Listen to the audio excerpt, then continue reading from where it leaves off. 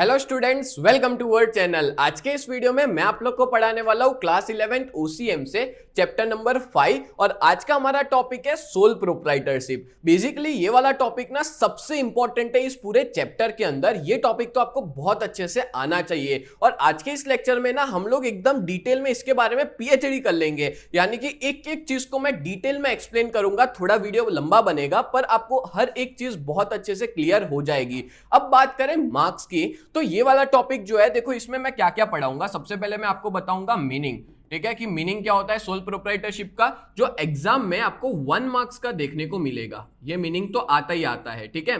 फिर बात करेंगे हम लोग कैरेक्टरिस्टिक्स की, तो कैरेक्टरिस्टिक्स और मीनिंग ये दोनों मिल करके एग्जाम में पूछे जाएंगे आपको 3 मार्क्स के अंदर, ठीक है। फिर मैं आपको पढ़ाऊंगा लिमिटेशंस और एडवांटेजेस, तो एडवांटेजेस और लिमिटेशन ये भी एग्जाम के अंदर पूछे जाते हैं, जबकि लिमिटेशन और एडवांटेजेस तो उससे भी ज्यादा इंपॉर्टेंट है और ये जो है वो आपको एग्जाम में देखने को मिलेंगे 5 मार्क के अंदर। मतलब आप सोच सकते हो कि हर एक चीज एग्जाम में पूछी जाती है, तो दैट्स व्हाई ये पूरा टॉपिक जो है ना वो बहुत ज्यादा इंपॉर्टेंट होने वाला है। तो आज के इस लेक्चर में मैं आपको बताऊंगा meaning of sole proprietorship, characteristics, advantage और लिमिटेशंस, ठीक है। तो पूरा लेक्चर आप लोग एंड तक जरूर देखना, जिससे पूरा सोल प्रोप्राइटरशिप वाला टॉपिक आपका क्लियर हो जाए। आगे बढ़ने से पहले मैं आप लोग को बता दूं कि अगर आप लोग ने अभी तक हमारी चैनल को सब्सक्राइब नहीं किया है तो जल्द से जल्द कर लेना, बिकॉज जब तक आपका 11-12 फिनिश नहीं हो जाता तब तक मैं आपके लिए वीडियोस बनाता रहूंगा। और डिस्क्रिप्शन के अंदर ना एक व्हाट्सएप ग्रुप की लिंक देके रखिए, आप सभी लोग उसमें ज्वाइन हो जाओ, जिसके बेसिस पे आपको हर एक तरह का अपडेट टाइम टू टाइम आता जाएगा, एज वेल एज ये पूरा स्टडी मटेरियल आपको उसमें फ्री ऑफ कॉस्ट अवेलेबल हो जाएगा। तो चलिए शुरुआत करते हैं आज के हमारे इस टॉपिक की, सोल प्रोप्राइटरशिप। सबसे पहले हम लोग देख लेते हैं सोल प्रोप्राइटरशिप के बारे में कुछ छोटा सा इंट्रोडक्शन देके रखा है, वो पहले समझा देता हूं। देखो, the form of sole proprietorship is the oldest and simple then other form of business organisation. ये चीज याद रखना, 1 मार्क के क्वेश्चन में या MCQs के अंदर आप लोग को देखने को मिल सकती है, ठीक है। 1 मार्क में या तो MCQs के अंदर कि जो सोल प्रोप्राइटरशिप है ना उसको सबसे पुराना और सबसे simple type of business organisation माना जाता है। जितने भी बिजनेस ऑर्गेनाइजेशन है ना उसमें से सबसे सिंपल और पुराना कौन सा है? सोल प्रोप्राइटरशिप है। This form came into existence right from the beginning of trading. जब से व्यापार की शुरुआत हुई है, ट्रेडिंग की शुरुआत हुई है, तब से सोल प्रोप्राइटरशिप जो है वो एग्जिस्टेंस में है। और आज की डेट में ना दुनिया बहुत जल्दी चेंज हो रही है, बहुत सारे अलग अलग तरह के नए नए बिजनेसेस जो है वो एग्जिस्टेंस में आए हैं, डेवलप हुए हैं, बट ये बिजनेस आज की डेट में भी सबसे पुराना है, सबसे सिंपल फॉर्म है और आज की डेट में भी एग्जिस्टेंस में है। आज की डेट में भी लोग सोल प्रोप्राइटरशिप का बिजनेस करते हैं। बोलो, क्लियर हो गया? आगे देके रखा है मीनिंग ऑफ सोल प्रोप्राइटरशिप। अब बात करें तो सोल प्रोप्राइटरशिप होता क्या है, तो यहां पे ना 2 वर्ड है। सोल मतलब होता है सिंगल, ठीक है, मैं मेरे हिसाब से पहले समझा देता हूं आपको। सोल मतलब होता है सिंगल और प्रोप्राइटर मतलब होता है ओनर, ठीक है। तो कोई भी ऐसा बिजनेस जो सिंगल ओनर के द्वारा किया जाता हो उस बिजनेस को कहा जाता है सोल प्रोप्राइटरशिप। और एग्जाम में अगर मीनिंग आता है तो हमको क्या लिखना होगा? तो soul proprietorship is such a form in which the form is owned, manage and control by only 1 person. ये 3 वर्ड आपको अच्छे से याद होने चाहिए, ओन्ड, मैनेज और कंट्रोल। ओनरशिप एक अकेले पर्सन की होती है बिजनेस के अंदर, मैनेजमेंट वो अकेला खुद करता है पूरे बिजनेस पे, कंट्रोल भी वो खुद ही देखता है। तो ऐसे ही बिजनेस को हम लोग कहते हैं सोल प्रोप्राइटरशिप। अगर ये क्वेश्चन 1 मार्क के अंदर आता है तो आप लोग को ये इसका मीनिंग जो है वो लिखना होगा। बोलो, क्लियर हो गया? आगे कुछ और देके रखा है, ओनली 1 पर्सन। ये एक ऐसा बिजनेस होता है जहां पे सिर्फ अकेला एक ही बंदा होता है जो पैसा इन्वेस्ट करता है, कैपिटल इन्वेस्ट करता है, बिजनेस को स्टार्ट करता है, बिजनेस को डेवलप करता है और बिजनेस की जितनी भी एक्टिविटीज है, ठीक है, XYZ, हर एक एक्टिविटी को वो खुद ही देखता है। जैसे कि कोई भी तरह का परचेस करना हो, सेल्स करना हो, या तो फिर कोई भी तरह का रिजल्ट आया है बिजनेस में, प्रॉफिट हुआ है, लॉस हुआ है, वो खुद ही बॉर्न करेगा। बॉर्न मतलब कि वो खुद ही बियर करेगा, ठीक है, वो खुद ही उठाएगा। अगर प्रॉफिट हुआ है तो भी उसका, अगर लॉस हुआ है तो भी उसका माना जाएगा। बोलो, क्लियर हो गया? तो बहुत इजी था, कोई भी अकेला बंदा जो पूरे बिजनेस को चलाता हो और उसकी ओनरशिप भी उसकी हो, मैनेज भी वो करता हो, कंट्रोल भी वो करता हो, और उसी को ही हम लोग क्या कहते हैं? सोल प्रोप्राइटरशिप कहते हैं। बोलो, क्लियर? आगे बढ़ते हैं नेक्स्ट पॉइंट पे। अब नेक्स्ट टॉपिक है अपना कैरेक्टरिस्टिक्स ऑफ सोल प्रोप्राइटरशिप। अब मैंने जैसा बताया कि एग्जाम के अंदर मीनिंग और कैरेक्टरिस्टिक ये टॉपिक आप लोग को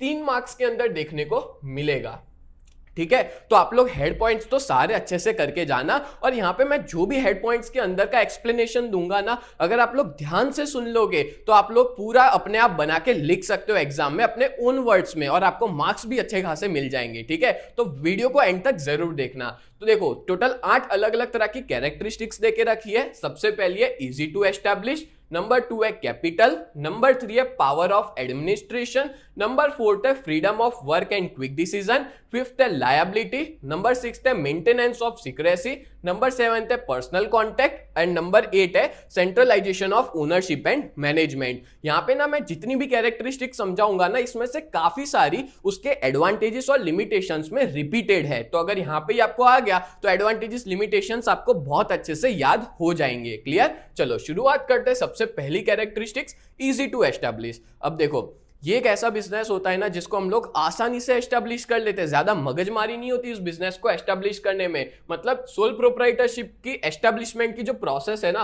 वो बहुत ज्यादा इजी है। यहाँ पे कोई भी तरह का लॉ वगैरह कोई अप्लाई नहीं होता। कोई भी पर्सन लॉफुल ट्रेडिंग चालू कर सकता है कोई भी प्लेस पे, उसको जो भी पसंद हो। जैसे मान लो कोई पर्सन है, उसको एक पान पार्लर की शॉप ओपन करनी है, उसको एक ग्रोसरी स्टोर यानी किराने की दुकान ओपन करनी है, वो कर सकता है।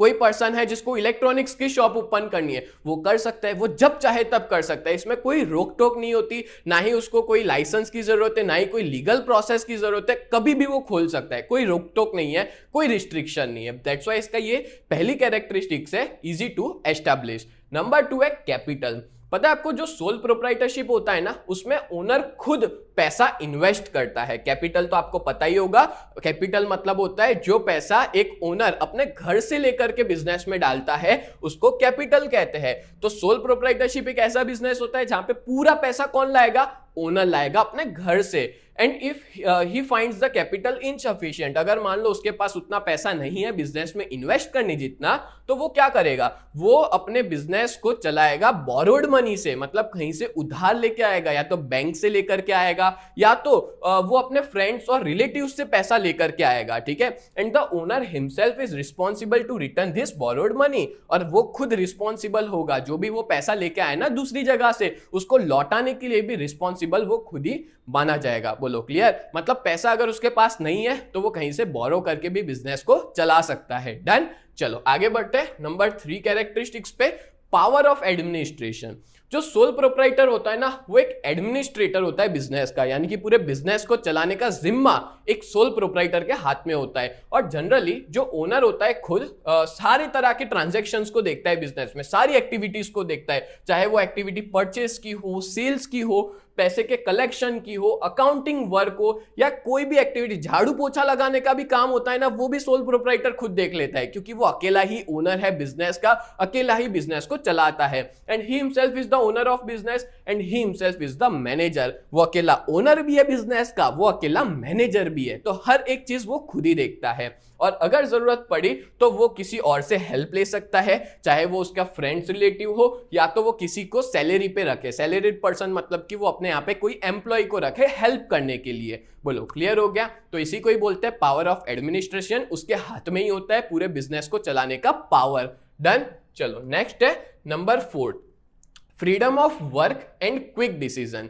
जो सोल प्रोप्राइटर होता है ना, उसके पास फ्रीडम होती है बिजनेस को चलाने की। मतलब कि फ्रीडम ऑफ वर्क है, उसको जो करना है ना वो कर सकता है। कोई उसको बोल नहीं सकता कि तेरे को ये करना है। वो जॉब नहीं कर रहा है, वो बिजनेस कर रहा है, और वो अपने हिसाब से कर सकता है, अपने हिसाब से वो आ सकता है, जा सकता है। फ्रीडम है वर्क करने की। He performed the activity of business within his intelligence and experience। वो बिजनेस एक्टिविटीज को कैसे परफॉर्म करता है, उसके पास कितना इंटेलिजेंस है, उसके पास नॉलेज एक्सपीरियंस कितना है, and under total freedom. Total freedom में वो काम करता है, एंड क्योंकि वो खुद ही ओनर है बिजनेस का, so he can take quick decision with easy. और वो तुरंत हर एक तरह के डिसीजन ले सकता है। अगर जरूरत पड़े तो सिचुएशंस को चेंज करना है, कोई डिसीजन लेना है, हर एक चीज वो अपने आप से ही लेता है। क्लियर? चलो नेक्स्ट है नंबर 5 लायबिलिटी। ये ना बहुत ज्यादा इंपॉर्टेंट है लायबिलिटी वाला। बहुत से बच्चों को अभी तक समझ में नहीं आता कि सर लायबिलिटी, अनलिमिटेड लायबिलिटी क्या होता है। तो मैं बहुत बढ़िया तरीके से एक्सप्लेन करता हूं, एग्जाम्पल देके एक्सप्लेन करूंगा तो आपको अच्छे से क्लियर हो जाएगा। ठीक है, देखो सबसे पहले लायबिलिटी मतलब क्या होता है। तो लायबिलिटी मतलब कि आपने कहीं से पैसा लिया है, उसको आपको वापस पे करना है, उसको लायबिलिटी कहते हैं, यानी कि कर्जा।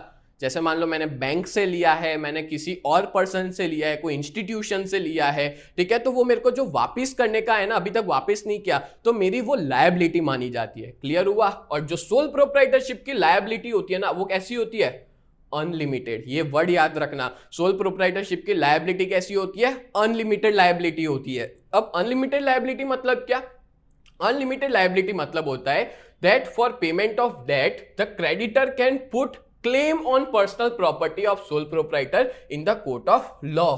चलो एक एग्जांपल देके आपको समझाता हूं। फॉर एग्जांपल, एक पर्सन है जो है ए, और वो अपना बिजनेस चला रहा है। मान लो उसने एक अपना कैफे ओपन किया, ठीक है, उसने अपना बढ़िया सा एक कैफे ओपन किया, और उसने मैं ऐसा कहूंगा कि उसने बैंक से लोन लिया था। ठीक है, उसने बैंक से लोन लिया था। फॉर एग्जाम्पल, उसने बैंक से लोन लेके बिजनेस में पैसा इन्वेस्ट किया। बैंक से 50 लाख का लोन लिया था। कितना, 50 लाख रुपीस का लोन लिया था। बोलो क्लियर इतना।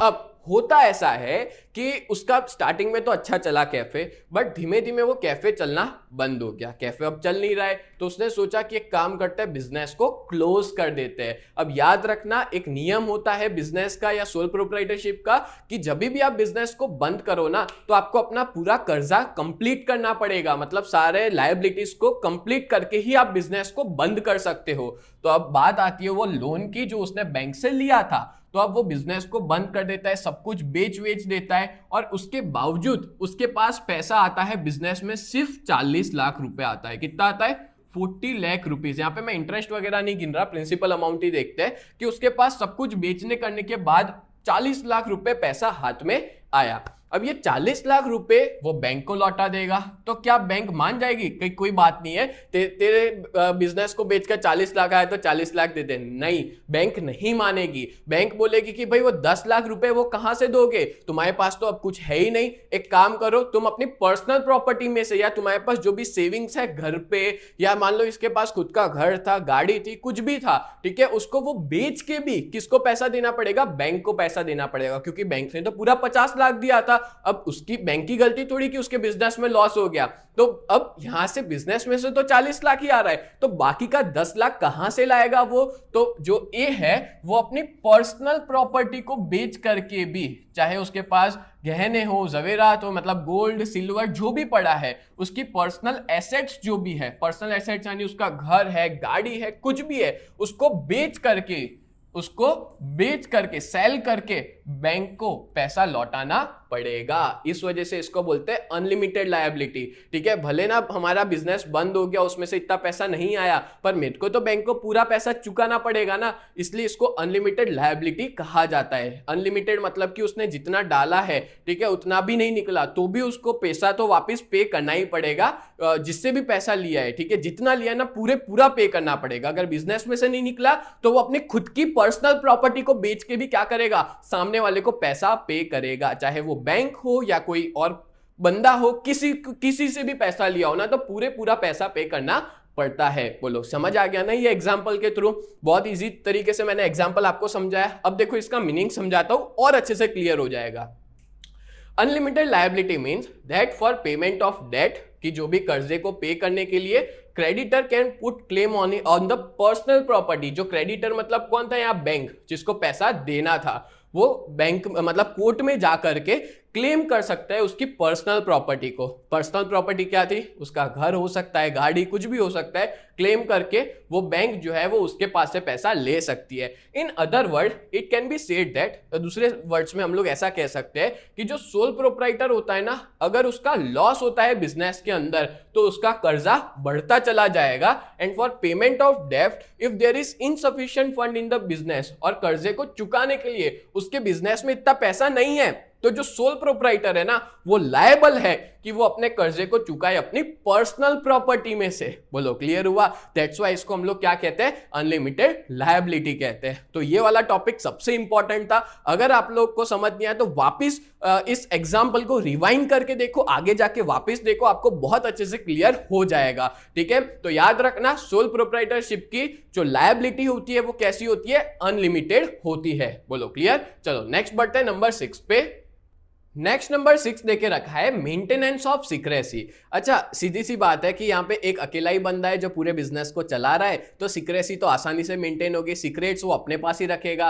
ठीक है, तो जो सोल प्रोप्राइटरशिप होता है उसमें ट्रेडर ही सोल ओनर होता है बिजनेस का, ना कोई पार्टनर है, कोई नहीं है। तो बिजनेस के जितने भी सीक्रेट्स है कि कहाँ से वो गुड्स खरीदता है, कितना प्रॉफिट होता है, क्या कितना लॉस हो रहा है, हर एक तरह के सीक्रेट्स वो खुद मेंटेन करेगा। तो ये अच्छी बात है कि मेंटेनेंस ऑफ सीक्रेसी हो पाती है। नेक्स्ट है number 7 personal contact. Personal contact मतलब कि जो सोल प्रोप्राइटर होता है ना वो बिजनेस में ही एग्जिस्ट होता है, मतलब कि वो खुद ही काम करता है बिजनेस में, तो वो ना अपने पर्सनल कॉन्टैक्ट बना लेता है कस्टमर्स के साथ। जैसे आप लोग, आपके बहुत सारे ऐसे सोल प्रोप्राइटर होंगे जो दोस्त जैसे होंगे, जैसे आप जहां पे बाल कटाते होंगे बार्बर होगा, या मान लो आप कहीं पे रेगुलर बेसिस पे ग्रोसरी स्टोर किराने की दुकान में जाते होंगे, वो आपको बहुत अच्छे से जान पहचान रखता होगा, एक फोन करने पे घर पे आके भी डिलीवरी दे जाता होगा, या तो आप रेगुलर जहां से दूध लेने जाते हो, मिल्क लेने जाते हो, वो भी आपको बहुत अच्छे से जानता होगा। तो ऐसा हम कह सकते हैं कि जो सोल प्रोप्राइटर होता है ना वो एक पर्सनल कॉन्टैक्ट बिल्ड कर लेता है कस्टमर के साथ। ठीक है, वो अपने हिसाब से डील करता है।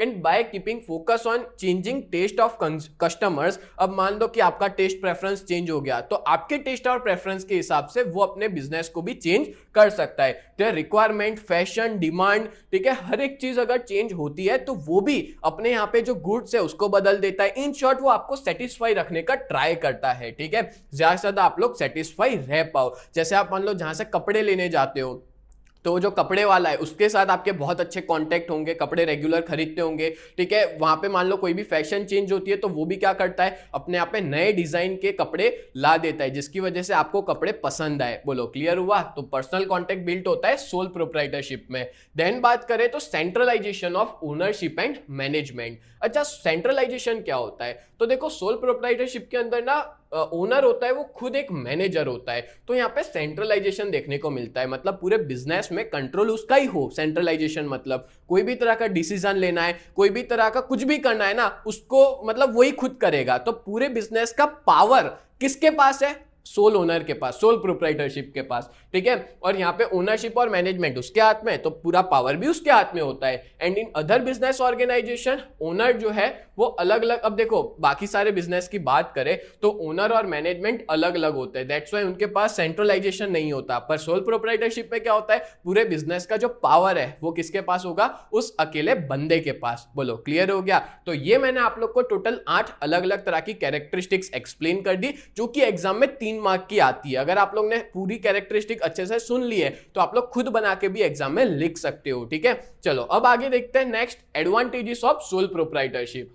आगे बढ़ने से पहले मैं आप लोग को बहुत इंपॉर्टेंट इंफॉर्मेशन देना चाहता हूं। अगर आप लोग 11 जीएसईबी कॉमर्स में हो और अपनी प्रिपरेशन बहुत ही बढ़िया तरीके से करना चाहते हो ना, तो आप लोग हमारी इस बैच में ज्वाइन हो सकते हो। हमारी बैच का नाम है न्यू बैच, जहां पे हम लोग 4 सब्जेक्ट पढ़ाते हैं, अकाउंट, स्टैटिस्टिक्स, इकोनॉमिक्स और ओसीएम। और इन चारों सब्जेक्ट के आपको लाइव लेक्चर्स भी हम मिल जाएंगे, मतलब मंडे टू सैटरडे हर रोज लाइव लेक्चर्स पढ़ाते हैं, as well as recorded videos भी प्रोवाइड करते हैं। आपको यहाँ पे रेगुलर टेस्ट दे पाओगे, साथ में हैंड रिटन नोट्स मिल जाएंगे, 24/7 डाउट सॉल्यूशन प्रोवाइड किया जाता है। और इस पूरे बैच की प्राइस जो है वो बहुत ही ज्यादा रिजनेबल है, 2999 पूरे साल के लिए, जब तक आपका 11th फिनिश नहीं हो जाएगा तब तक के लिए। और हमारी बहुत ही बढ़िया सी टीम है। मैं आप लोग को इकोनॉमिक्स और ओसीएम पढ़ाऊंगा, कल्पेश सर आपको अकाउंट्स पढ़ाएंगे, हेमल सर आपको स्टैटिस्टिक्स पढ़ाएंगे। और अगर आप लोग इस बैच के बारे में और ज्यादा डिटेल में पता लगाना चाहते हो तो आप लोग हमारी वेबसाइट को विजिट कर सकते हो। हमारी वेबसाइट का नाम है www.ugt.co.in। इस वेबसाइट पे आप लोग विजिट कर सकते हो। एज वेल एज अगर आप लोग ने अभी तक हमारी ऐप को डाउनलोड नहीं किया है तो प्ले स्टोर पे जाकर के UGT नाम से आप सर्च कर सकते हो, प्ले स्टोर पे अवेलेबल है, जाके डाउनलोड कर लीजिए। और अगर आप लोग आईफोन यूजर हो तो ऐप स्टोर के ऊपर माई इंस्टीट्यूट के नाम से अवेलेबल है, आप वहां पे जाकर के भी डाउनलोड कर सकते हैं। और उसका ORG कोड है UGKX उसका ORG कोड है, ठीक है। और अगर आप लोग हमारा कांटेक्ट करना चाहते हो, अपने पेरेंट्स की बात करवाना चाहते हो, तो हमारा कांटेक्ट नंबर है 7202012221। ये हमारे ऑफिस का कांटेक्ट नंबर है, इस पे आप लोग कांटेक्ट कर सकते हो। सच बता रहा हूं, इस बैच में अगर आप ज्वाइन हो जाते हो ना, तो आपका बहुत ही बढ़िया रिजल्ट आएगा। अभी तक बहुत सारे ऐसे बच्चे हैं जो इस बैच में जुड़ चुके हैं, और बहुत से ऐसे भी बच्चे हैं जो ऑफलाइन में भी ट्यूशन जाते हैं और अपने बैकअप के लिए वो लोग हमारी इस बैच में जुड़े हुए हैं, और जिनका रिजल्ट भी बहुत अच्छा खासा आ रहा है। तो जल्द से जल्द आप लोग हमारी इस बैच में जुड़ जाइए, जिसमें आपका ही फायदा है। चलो आगे बढ़ते हैं नेक्स्ट टॉपिक पे। तो अब बात करते हैं एडवांटेजेस ऑफ सोल प्रोप्राइटरशिप के। तो टोटल 8 अलग अलग एडवांटेजेस यहाँ पे दे के रखे हुए हैं। जैसे सबसे पहला दिया है इजी एस्टेब्लिशमेंट प्रोसेस, देन है नंबर 2 लेस कैपिटल, नंबर 3 है मेंटेनेंस ऑफ सीक्रेसी। देखो काफी सारे रिपीट हो रहे हैं, जैसे ये वाला रिपीट हुआ है, ठीक है। इजी टू फॉर्म वाला है ना, वही है ये। लेस कैपिटल वाला भी रिपीट हुआ है, मेंटेनेंस ऑफ सीक्रेसी रिपीट हुआ है, क्विक डिसीजन, पर्सनल कॉन्टेक्ट अभी मैंने समझाया रिपीट हुआ है, ठीक है। Flexibility, less tax burden, less legal restrictions. तो अगर आप लोग कैरेक्टरिस्टिक्स अच्छे से कर लेते हो ना, तो एडवांटेजेस काफी सारे अपने आप आपके रेडी हो जाएंगे, ठीक है। और ये वाले जो एडवांटेजेस और लिमिटेशंस जो अभी मैं आपको समझाने जा रहा हूं, ठीक है, ये एग्जाम के अंदर मैं वापस बता देता हूं आपको, ये एग्जाम के अंदर आएगा 5 मार्क में, ठीक है। 5 मार्क्स का ये पूरा टॉपिक है, तो अच्छे से आप लोग समझना, एक एक पॉइंट अच्छे से समझना, तो आप लोग को अच्छे से क्लियर हो जाएगा। चलिए शुरुआत करते हैं। सबसे पहला इजी एस्टेब्लिशमेंट प्रोसेस। अभी अपने ने कैरेक्टरिस्टिक्स में देखा था, वही चीज रिपीट हुई है कि जो एस्टेब्लिशमेंट प्रोसेस है ना किसकी, सोल प्रोप्राइटरशिप की, वो बड़ी सिंपल होती है। यहाँ पे आपको कोई भी तरह के डॉक्यूमेंट प्रिपेयर नहीं करने हैं, ना ही आपको कोई भी तरह की डिफिकल्ट और कॉम्प्लेक्स प्रोसेस जो भी लॉ के अंदर प्रोसेस देके रखी है उससे पास होना है। बहुत इजीली आप लोग बना सकते हो, और जब चाहो तब इस बिजनेस को शुरू कर सकते हो, ठीक है। And therefore any person with limited capital, और इस वजह से कोई भी पर्सन उसके पास थोड़ा सा पैसा है, या तो फिर वो अनएजुकेटेड है, अनपढ़ है, पढ़ा लिखा नहीं है, या तो वो हैविंग जनरल कैपेबिलिटीज, थोड़ी बहुत उसके पास कैपेबिलिटीज है, थोड़ी बहुत अच्छी खासी बात कर लेता है, तो वो बिजनेस स्टार्ट कर सकता है। उसके लिए बहुत ज्यादा पैसों की जरूरत नहीं होती। कोई भी पर्सन बहुत कम पैसों से भी सोल प्रोप्राइटरशिप वाला बिजनेस स्टार्ट कर सकता है। बोलो क्लियर। चलो नेक्स्ट देखते हैं। Number 2 advantage less capital.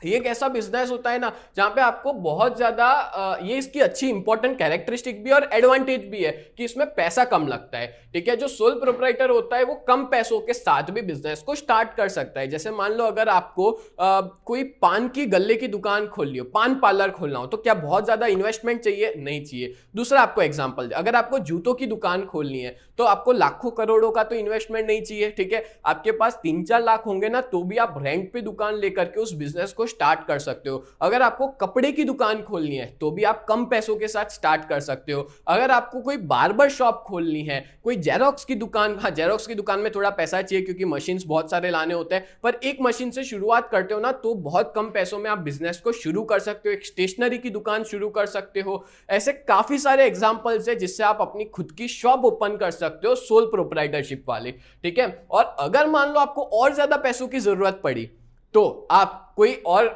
Person से ले सकते हो या कोई बैंक से ले सकते हो, मतलब कि पैसे को बोरो कर सकते हो और उस पैसे को इन्वेस्ट करोगे अपने बिजनेस के अंदर। बोलो क्लियर हुआ। तो इसी वजह से ये इसका एडवांटेजेस है लेस कैपिटल। देन बात करें number 3 maintenance of secrecy.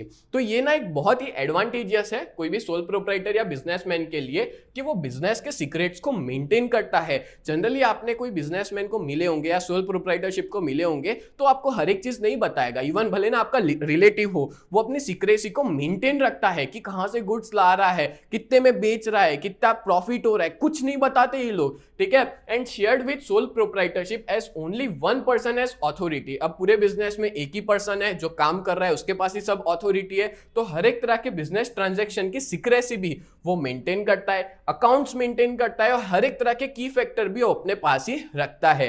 And as compare to the other forms of business, मैं अगर कंपेयर करूं partnership, HUF, joint stock company या कोऑपरेटिव, इन सब के कंपैरिजन में जो सीक्रेसी है ना वो इसमें बहुत अच्छे से मेंटेन होती है। बिजनेस के सीक्रेट्स जो है वो बहुत अच्छे से मेंटेन होते हैं। तो देखो ये कैरेक्टरिस्टिक्स में भी था, एडवांटेजेस में भी आया, सेम चीज है, रिपीट हो रही है, ठीक है। नेक्स्ट है नंबर 4 क्विक डिसीजन। अब सीधी सी बात है, सोल प्रोप्राइटर है, वही एक चीफ डिसीजन मेकर है, सारी चीज वो खुद ही करता है, ठीक है। तो हर एक तरह के मैटर वो खुद ही देखेगा, बिजनेस में तुरंत हर एक तरह के डिसीजन वो खुद लेगा, हर एक तरह के इंपॉर्टेंट मैटर्स के, and he can take quick decision according to trend in the market and changing circumstances. Market में जो भी बदलाव हो रहे हैं, सिचुएशंस बदल रही है, उस हिसाब से वो अपने डिसीजंस भी क्या करता है, बदल देता है, ठीक है, क्विक डिसीजन ले लेता है। क्लियर।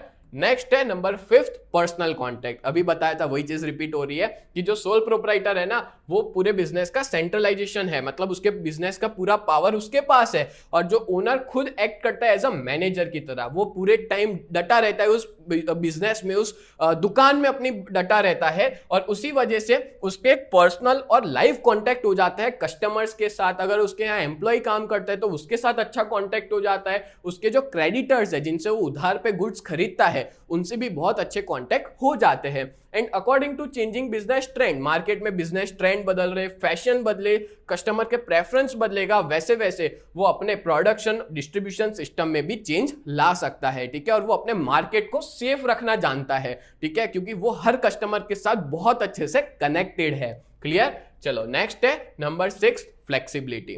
देखो, सोल प्रोप्राइटरशिप के अंदर जो ओनर होता है ना, वो जब चाहे तब बिजनेस में क्या कर सकता है, चेंजेस कर सकता है। अगर मान लो बिजनेस एनवायरनमेंट बदला तो वो भी अपने बिजनेस में चेंजेस ला सकता है। जैसे आपको एक एग्जांपल देता हूं, मान लो कि कोई कपड़े की शॉप वाला है, अब मान लो मार्केट में कोई नया फैशन आया, तो वो क्या करेगा, वो नए फैशन वाले कपड़े अपनी दुकान में ला देगा, क्योंकि वो सिंगल ओनर है, वो जो चाहे वो कर सकता है। तो कोई भी चेंज होता है वो तुरंत एक्सेप्ट कर लेगा, and due to quick decision and constant awareness, quick decision और कॉन्स्टेंट अवेयरनेस की वजह से फ्लेक्सिबिलिटी जो है वो बिजनेस में देखने को मिलती है। सो फ्लेक्सिबिलिटी मतलब जब चाहे तब कोई भी तरह के बदलाव कर सकता है। क्लियर।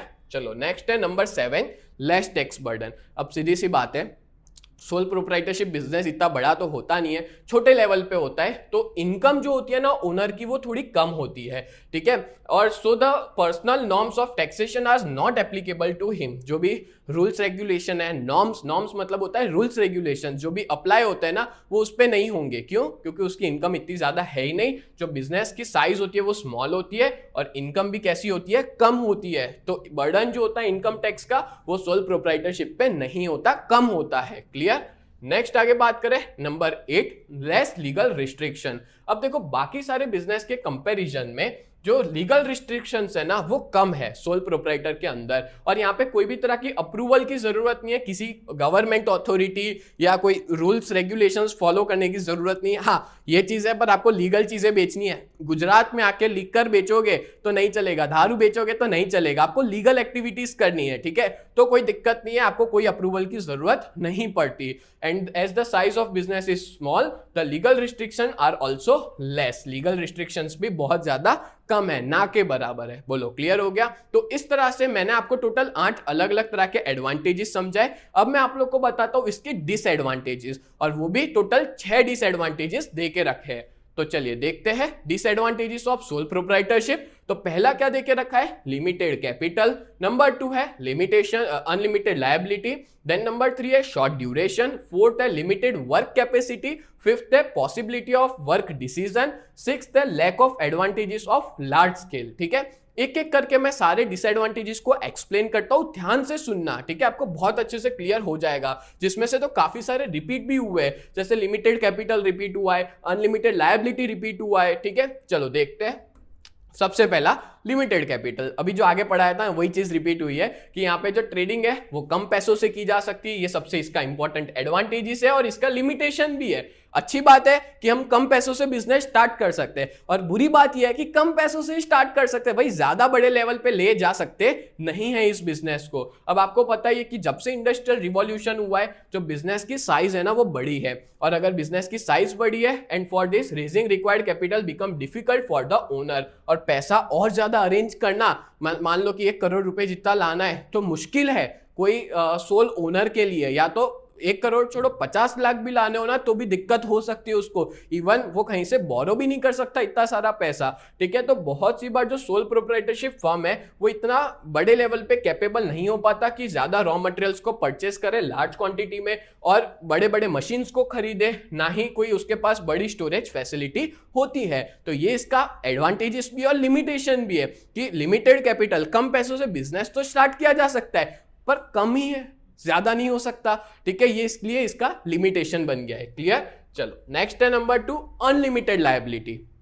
जो सोल प्रोप्राइटर होता है ना उसकी लायबिलिटी कैसी होती है? अनलिमिटेड होती है। मैंने एग्जांपल दिया था अभी थोड़े टाइम पहले कैरेक्टरिस्टिक्स के अंदर, याद करो कि ए नाम का बंदा था, उसने कहीं से लोन ली थी, बैंक से लोन ली थी 50 लाख की बिजनेस चलाने के लिए, पर बिजनेस चला नहीं, बिजनेस बंद हो गया, बिजनेस से 40 लाख ही निकले, उसने 40 लाख तो लौटा दिए पर बाकी के 10 लाख वो कहां से लाएगा? तो वो अपनी पर्सनल प्रॉपर्टी में से, उसने जो भी सेविंग किया है या उसके पास जो भी गाड़ी है, घर है या गोल्ड है, उसको बेच के भी उसको 10 लाख चुकाना पड़ेगा, वो बच नहीं सकता। इनकेस वो मर भी जाता है ना तो उसके नेक्स्ट लीगल हेयर को, यानी उसका बच्चा है या बीवी है जो भी है, उसको पैसा देना पड़ेगा, पर पैसा तो देना ही पड़ता है, ठीक है। इसलिए इसकी लायबिलिटी अनलिमिटेड है, वो अपने आप को बचा नहीं सकता अपनी लायबिलिटी से। And if the borrowing have increased over business assets, अगर मान लो बोरोइंग ज्यादा हो गया है कि उसने अपने बिजनेस से ज्यादा पैसा ले लिया था और उसके बिजनेस में उतनी वैल्यूएशन नहीं है, तो उसको अपनी पर्सनल प्रॉपर्टी को बेच के भी वो पेमेंट करना पड़ेगा और अपने सारे कर्जे को चुकता करना पड़ेगा। एंड इन दिस वे, और इस तरह से जो ओनर होता है वो खुद हर एक तरह के रिस्क बियर करता है, मतलब कि हर एक तरह के रिस्क वो खुद ही लेता है, ठीक है। और प्रॉफिट हो चाहे लॉस हो, वो खुद ही हर एक चीज को बियर करेगा। डन? चलो नेक्स्ट है number 3, short duration. When the owner of business die, अगर सोचो बिजनेस का ओनर मर जाता है या तो फिर वो इंसॉल्वेंट डिक्लेयर हो जाता है। ये आपके लिए एक नया वर्ड आया, इंसॉल्वेंट। अच्छा पता है आपको, इंसॉल्वेंट को हम लोग हिंदी में ना नादार बोलते हैं, यानी कि कंगाल हो जाना, उसके पास कुछ भी 1 रुपया भी ना होना, ना उसके पास कोई प्रॉपर्टी है ना पैसा है, कुछ भी नहीं है, तो कोर्ट में जाके ना वो लोग अपने आप को इंसॉल्वेंट डिक्लेयर कर देते हैं, जिससे उनको कोई मारे ना, कोई धमकियां ना दे, ठीक है। इसलिए वो लोग अपने आप को इंसॉल्वेंट डिक्लेयर कर देते हैं, कंगाल डिक्लेयर कर देते हैं, जिसकी वजह से कोई भी उनके ऊपर क्लेम नहीं कर सकता कि इनसे पैसा लेना है। अगर लेना बनता भी है ना तो भी नहीं बोल सकते। क्यों? क्योंकि वो इंसॉल्वेंट डिक्लेयर हो गया, और जब कोई इंसॉल्वेंट डिक्लेयर हो जाता है ना फिर वो बिजनेस नहीं कर सकता। ऐसे तो कर सकता है पर मार्केट में उसकी रेप्यूटेशन बहुत खराब हो जाती है क्योंकि उसके पास कुछ भी नहीं है, ठीक है। तब जाके इंसॉल्वेंट लोग डिक्लेयर होते हैं, और जब इंसॉल्वेंट डिक्लेयर होते हैं तो बिजनेस बंद, मर जाए तो बिजनेस बंद, या तो वो अपना मेंटल बैलेंस, मानसिक संतुलन खो बैठे, तो उस सिचुएशन में भी जो बिजनेस है वो बंद हो सकता है। तो जो एग्जिस्टेंस है बिजनेस का वो खत्म हो सकता है। और एक और चीज, अगर मान लो उसके लीगल हेयर मतलब होता है उसके वारिस, अगर मान लो वो मर गया तो उसके जो नेक्स्ट लीगल वारिस है, उसका बेटा है या बीवी है जो भी है, या उसका भाई है, ठीक है, या उसकी बेटी है, जो भी है, उनके पास एबिलिटी नहीं है, वो धंधा करने की स्किल नहीं है, एबिलिटी नहीं है, बात करना ढंग से नहीं आता, तो क्या वो बिजनेस को चला पाएंगे? नहीं चला पाएंगे। तो बिजनेस जो है वो क्या हो जाएगा? वीक हो जाएगा, और उसकी वजह से बिजनेस जो है वो धीमे धीमे होके बिजनेस बंद हो जाएगा। तो जो सोल प्रोप्राइटरशिप का बिजनेस होता है ना, उसकी ड्यूरेशन कैसी होती है? शॉर्टर होती है, कम टाइम के लिए ही होता है, लंबे समय तक ज्यादा नहीं चलता। आप बताओ मेरे को कौन सा बिजनेस है जो 100 साल से चल रहा है, जो सोल प्रोप्राइटरशिप है? नहीं चलता, कम समय के लिए चलाना होता है। नेक्स्ट आगे बात करें number 4, limited work capacity. Limited work capacity यानी क्या? देखो जो सोल प्रोप्राइटरशिप ओनर होता है ना वो रिस्पॉन्सिबल होता है जो भी पॉलिसीज बनानी होती है बिजनेस में उसको लेकर के। और सीधी सी बात है, एक सोल प्रोप्राइटर होता है, अब हर एक पर्सन की लिमिटेशन होती है। जैसे मैं हूं तो मेरी भी कुछ ना कुछ कमी है, आप हो आपकी कुछ ना कुछ खूबी है और कमी भी है। और एक सीधी सी बात है, वो इंटेलिजेंट हो सकता है पर उसके पास सारे तरह की खूबी नहीं होगी। वो अच्छे से बात कर सकता है, या तो फिर अच्छे से मार्केटिंग कर सकता है, अच्छे से अकाउंट्स लिख सकता है, हर एक चीज में वो एक्सपर्ट नहीं होगा। तो जरूरत पड़ती है एक्सपर्ट लोगों की, पर उतना पैसा नहीं है कि वो एक्सपर्ट लोगों को इतनी सैलरी दे सके। सो एक हम ये कह सकते हैं इसका लिमिटेशन है कि उसकी जो वर्क कैपेसिटी है ना वो कम होती है, ठीक है। मतलब ज्यादा स्किल्स विल सब कुछ है, ठीक है, पर सारी चीज नहीं होती। जैसे मैं हूं तो मेरे अंदर भी सारी स्किल्स नहीं है। जैसे मैं इकोनॉमिक्स और बीए बहुत अच्छे से करवा सकता हूं, ठीक है, कोई और सब्जेक्ट्स में इतनी अच्छी स्किल नहीं है, ठीक है। तो हर एक पर्सन के पास सारी स्किल नहीं होती, वो कुछ ही चीज में एक्सपर्ट होता है। तो इसलिए हम लोग इसको कहेंगे limited work capacity. Clear? Next है number 5 possibility of wrong decision. अब देखो जो सोल प्रोप्राइटर होता है ना, वो खुद बिजनेस के डिसीजन सारे खुद लेता है, ठीक है, and he does not have advantage to take help from experience and specialized knowledge of other। और वो कभी भी हेल्प नहीं ले सकता कोई स्पेशलाइज या कोई एक्सपर्ट से, क्योंकि वो पेमेंट मांगेगा और पेमेंट वो दे नहीं सकता। सो हम ऐसा कहेंगे कि he may be most capable and skilled, वो कितना भी कैपेबल है, उसके पास कितनी भी स्किल्स है, ठीक है, पर बहुत सी बार उसके पर्सनल डिसीजन हैस्टी हो सकते हैं, एरनियस यानी गलत हो सकते हैं, हैस्टी मतलब हड़बड़ाहट में लिए हुए हो सकते हैं, या तो फिर बिजनेस को डैमेज करते हुए हो सकते हैं। सो दैट्स व्हाई पॉसिबिलिटी है कि वो गलत डिसीजन बिजनेस में ले ले। क्लियर? चलो लास्ट लिमिटेशन पे अपने आते हैं, lack of advantages of large scale. जो बिजनेस है ना उसमें कैपिटल कम होता है, तो बिजनेस जो है वो छोटे लेवल पे ही हो सकता है सोल प्रोप्राइटरशिप के अंदर। और यहाँ पे ऊपर से बात करें तो लायबिलिटी भी अनलिमिटेड होती है, तो वो अपने बिजनेस को बड़े लेवल पे इतना नहीं ले जा सकता। जो परचेज सेल्स होता है वो छोटे लेवल पे ही करता है, कम खरीदता है, कम बेचता है, ठीक है। और सोल प्रोप्राइटर जो है उसको फायदा नहीं मिलता लार्ज स्केल पे परचेज और सेल करने का। बोलो क्लियर हो गया? तो इस तरह से ये जो पूरा टॉपिक था सोल प्रोप्राइटरशिप का, मीनिंग, कैरेक्टरिस्टिक्स, एडवांटेज, लिमिटेशन, पूरा मैंने आपको अच्छे से एक्सप्लेन कर दिया। और ये टोटल 6 लिमिटेशंस थे आखिरी में, वो भी मैंने आपको बहुत अच्छे से क्लियर कर दिए। तो उम्मीद करता हूं ये पूरा वीडियो आपको बहुत ज्यादा हेल्पफुल हुआ होगा। तो ऐसे ही वीडियोस देखने के लिए आप लोग हमारे चैनल को सब्सक्राइब करें। तो मिलते हैं नेक्स्ट वीडियो में, तब तक के लिए bye and thank you so much.